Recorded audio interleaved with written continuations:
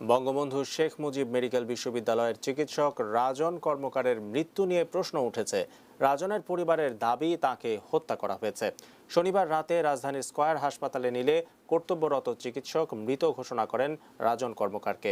স্ত্রী কৃষ্ণা মজুমদারের সঙ্গে ইন্দিরা রোডের একটি বাসায় থাকতেন ডাক্তার রাজন। তার স্ত্রী খাদ্যমন্ত্রী সাধন চন্দ্র মজুমদারের মেয়ে।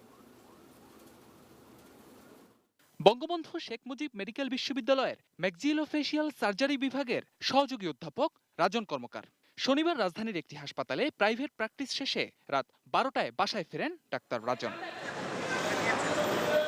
রাত 2টার দিকে রাজনের স্ত্রী কৃষ্ণা মজুমদার তার শাশুড়িকে ফোন করে জানান, পারিবারিক কলহের জের ধরে স্বামীকে খুন করে আত্মহত্যা করতে যাচ্ছেন তিনি। এর ঘণ্টা দুয়েক পর রাজনের পরিবার জানতে পারে পান্থপথের স্কয়ার হাসপাতালে নেওয়ার পরপরই চিকিৎসকরা তাকে ব্রড ডেড বা মৃত অবস্থায় আনা হয়েছে বলে ঘোষণা করেন। অন্তত রাজনের পরিবারের ভাষ্য এরকমই। মেবি দুটা কি বা বেশি কিছু কম বেশ হইতে পারে। তখন বলছিল যে কি গজাই দেন আপনার ছেলে বা আপনার মা, আপনি মা, আমিও সুইসাইড করবো, আপনাদেরকেও দেখে ছাড়বো এরকম কিছু একটা কিছু থ্রেট কথা কিছু কথোপকথন চলছিল। 4:30-এ আমি প্রথম মৃত্যু খবরটা শুনতে পাই। আমরা সেটা সুষ্ঠু তদন্ত চাই, এটুকুই আমাদের চাওয়া। সবার জন্য এটা মঙ্গল। মৃত্যুর খবর পেয়ে স্কয়ার হাসপাতালে ছুটে আসেন রাজনের সহকর্মী ও শিক্ষার্থীরা। এই অস্বাভাবিক মৃত্যুর সুষ্ঠু তদন্তের স্বার্থে রাজনের মরদেহের ময়নাতদন্তের দাবি জানান তারা। আমরা সুষ্ঠু তদন্তের জন্য আমরা ময়নাতদন্ত চাচ্ছি, আর কিছু না এই মুহূর্তে।